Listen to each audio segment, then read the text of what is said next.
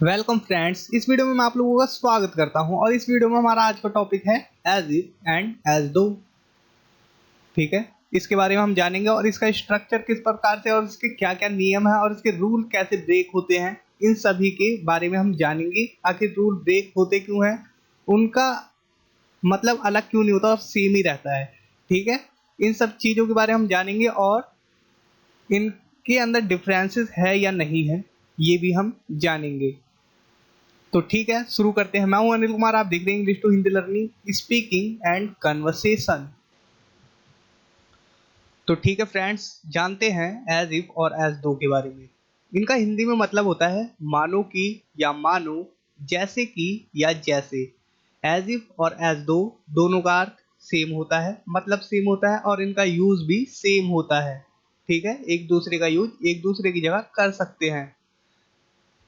इनका यूज हम तब करते हैं जैसे कंडीशन, हालत, सपोजिंग, कल्पना, अनरियल। ठीक है, इस तरीके की जब हम बात करते हैं तब हम इमेजिनेशन, ठीक है, कल्पना करना, इस तरीके के वाक्यों में हम एज इफ या एज दो का प्रयोग करते हैं। जैसे एग्जाम्पल ये देखिए, he speaks as if he were an expert. वह बोलता है जैसे कि वह एक विशेषज्ञ हो या एक्सपर्ट हो। ठीक है, तो सेंटेंस सबसे पहले हमने रूल के हिसाब से लिया। सेंटेंस जो कि हमने सिंपल प्रेजेंट से बनाया वो बोलता है। उसके बाद यहां से देखिए एज इफ, ठीक है, या एज दो भी कर सकते हैं आप, यहां पर कोई फर्क नहीं पड़ता। उसके बाद सब्जेक्ट लिया ही, उसके बाद वर्ड, उसके बाद एन एक्सपर्ट, नाउन या एडजेक्टिव कुछ भी आ सकता है उसके बाद। ठीक है, जैसा कि ये स्ट्रक्चर है रूल नंबर 1 का। ठीक है, the child talks as if he were a man. बच्चा बात करता है जैसे वह एक आदमी हो। तो मैं आपको यहाँ पर एक चीज बता दूं कि he she it name this that I we you they सभी के साथ वर्ड का यूज होगा एज सेंटेंसेस बनाने के लिए। ठीक है, एज इफ के बाद he talks as if he were my boss. वह इस तरह बात करता है जैसे मेरा बॉस हो।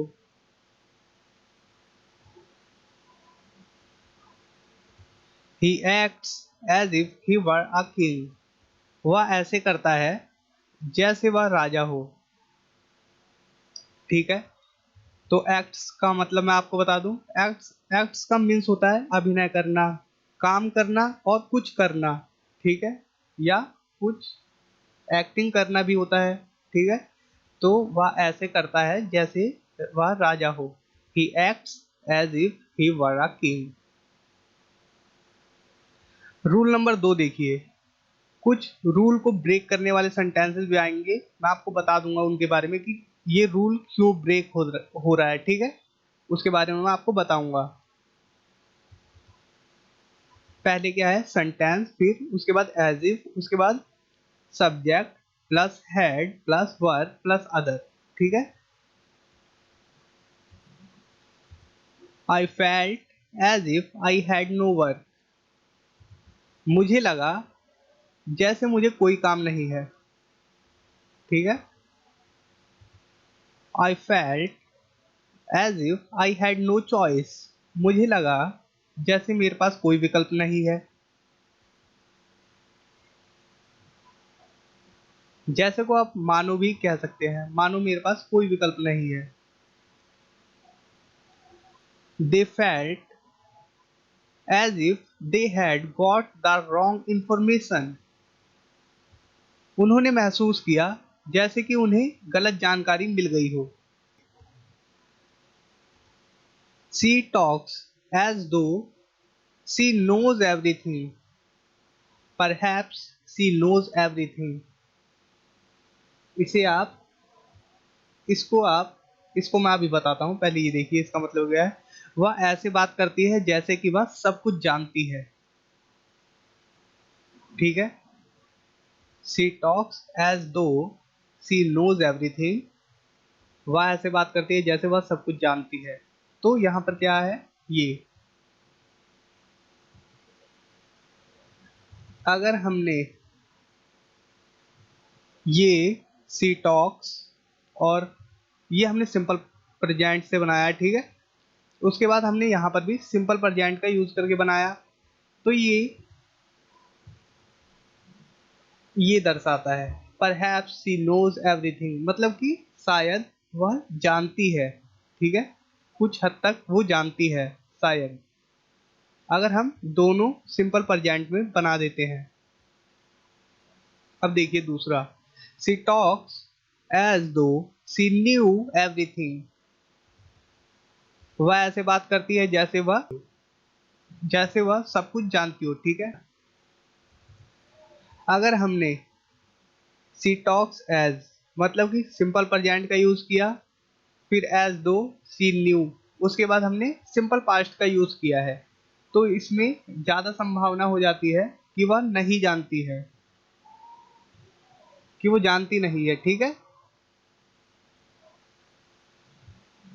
और जब हम दोनों में सिंपल प्रेजेंट का यूज करते हैं तो हो सकता है वो जानती हो, उसमें थोड़ी संभावना बढ़ जाती है जानने की। और जब हम सिंपल प्रेजेंट फिर उसके बाद सिंपल पास्ट का यूज करते हैं तो उसमें संभावना कम हो जाती है कि वह जानती होगी, तो बहुत कम। बट नो, ये लिखा हुआ है बट सी डजंट, मतलब कि नहीं जानती, ठीक है। ये है अंतर।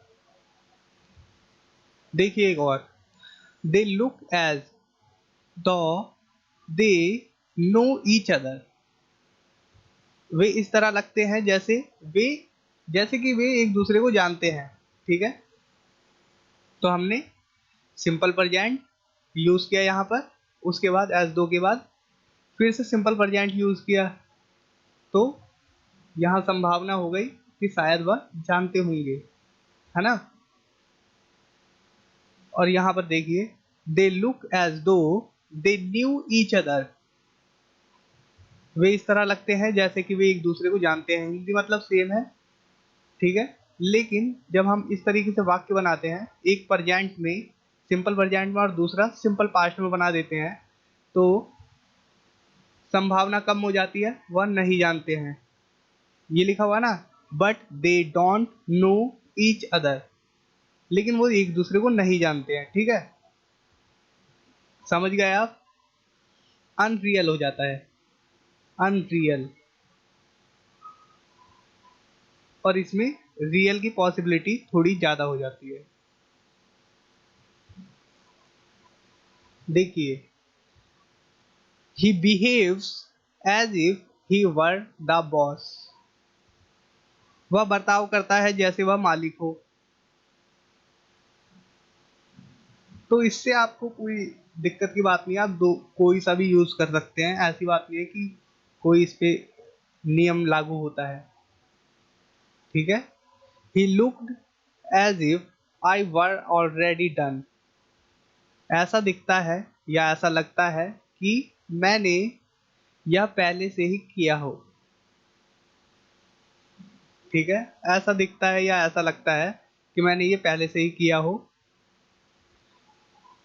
I wish it were done already, तो इसका मतलब ये निकलता है, काश मैंने ये पहले से ही किया होता, पहले से ही किया, कर लिया होता या किया होता, ठीक है। इसका मतलब निकल रहा है ये, ठीक है। देखिए और, he orders me about as if I were his wife, उसने मुझे आदेश दिया जैसे कि मैं उनकी पत्नी हूँ या उसकी पत्नी हूँ, ठीक है। उसकी कर देता हूँ क्योंकि इंग्लिश ग्रामर के हिसाब से उनकी प्लूरल हो जाता है।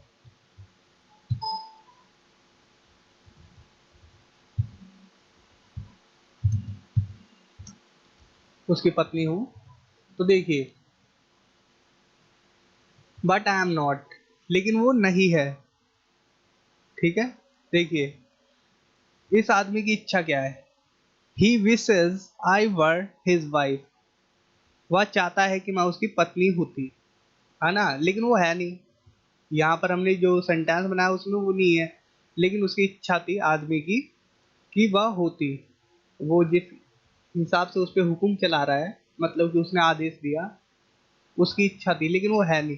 तो हमने यहाँ पर भी एज इफ का यूज किया है। इससे कोई मैटर नहीं है, बस मैं आपको समझाने के लिए समझा रहा हूँ, ठीक है।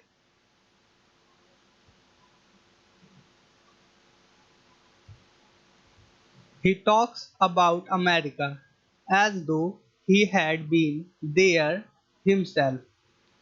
वह अमेरिका के बारे में बात करता है जैसे कि वह वहां खुद गया हो, या खुद गया नहीं हो, खुद हो, ठीक है। अगर गया होता तो गॉन का यूज करते हम, लेकिन खुद हो, ठीक है। He talks about America as though he had been there himself, ठीक है। वह अमेरिका के बारे में बात करता है जैसे वह वहां खुद हो। अब देखिए रूल नंबर 3 लास्ट है, और कुछ और कंफ्यूजन वाले सेंटेंस आएंगे, मैं उसके बारे में बताऊंगा। रूल नंबर 3 है, अरे ये क्या गलत हो गया, यहाँ सेंटेंस आएगा, ठीक है। सेंटेंस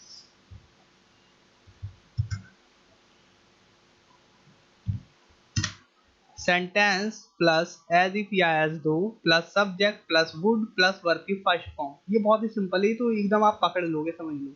देखिए, इट सीम्स एज दो यू वुड गो होम। ऐसा लगता है जैसे आप घर जाएंगे,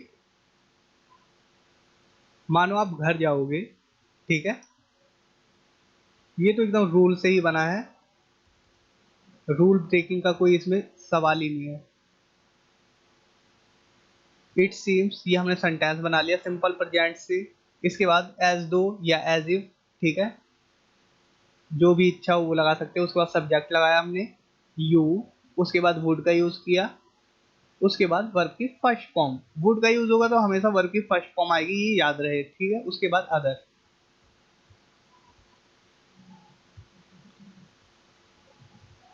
it seems as if it would rain. ऐसा लगता है जैसे बारिश होगी, ठीक है। सिंपल तरीके से बनाए एकदम, कोई दिक्कत नहीं है इसमें। Ran as though he would win the race. वह ऐसे भागा जैसे वह रेस जीत जाएगा, ठीक है। इस प्रकार के सेंटेंस बनाने के लिए आप वुड का यूज करेंगे।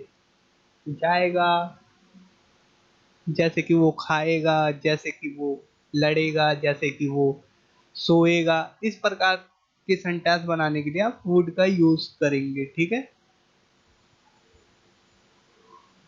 ठीक है दोस्तों, उम्मीद करता हूँ आप लोग एज इफ और एज दो के बारे में समझ गए हैं, और आप लोगों को इस वीडियो से कुछ नया सीखने को जरूर मिला होगा। और अगर वीडियो अच्छी लगी तो लाइक करें, सब्सक्राइब करें एंड शेयर करें। Thanks for watching, take care, bye.